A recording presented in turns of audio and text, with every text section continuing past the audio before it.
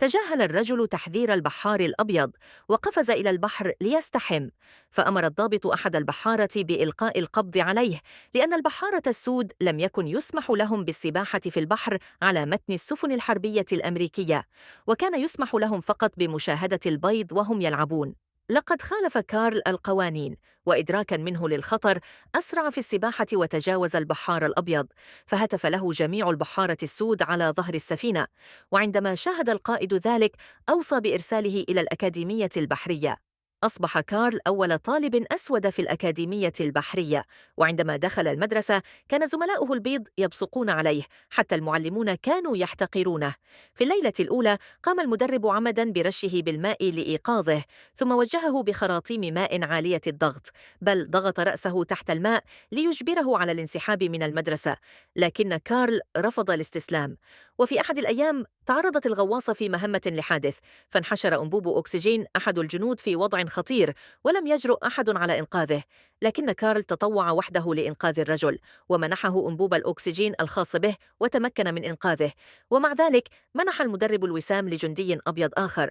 وفي تلك الليلة ذهب كارل إلى حانة، فكان الجميع يسخرون من لون بشرته. لم يحتمل الأمر، فتحدى المدرب. ارتديا بدلات الغوص، ومع بدء الماء يغمر أنفيهما بدأ التحدي: من يستطيع حبس أنفاسه أكثر؟ وبعد 5 دقائق ظل كارل متماسكا، بينما أخذ المدرب ينزف وكاد أن يفقد وعيه، فسارع الحكم إلى فتح الغطاء. فاز كارل، وعندما علم المدير بالأمر غضب وأمر المدرب بتعذيب كارل، فتوجه المدرب إلى كارل محاولا إقناعه بالانسحاب من المدرسة، لكنه رفض. عندها حطم المدرب جهاز الراديو الخاص به وحذره، لكن في اليوم التالي خاض كارل الاختبار على أي حال.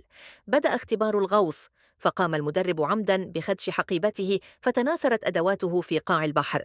سرعان ما أنهى الآخرون الاختبار وصعدوا، بينما بقي كارل يبحث عن القطع حتى وقت متأخر من الليل، وظن الجميع أنه لن يصعد، فقاموا بسحب الحبل الآمن، فإذا بهم يسحبون أدوات مجمعة وجاهزة. وبعد 10 ساعات خرج كارل أخيرا إلى الشاطئ.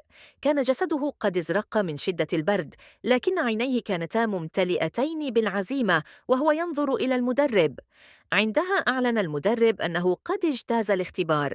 تخرج كارل بنجاح، وقبل أن يغادر رأى جهاز الراديو مصلحاً، وعندما شغله وجد بداخله رسالة اعتذار من المدرب.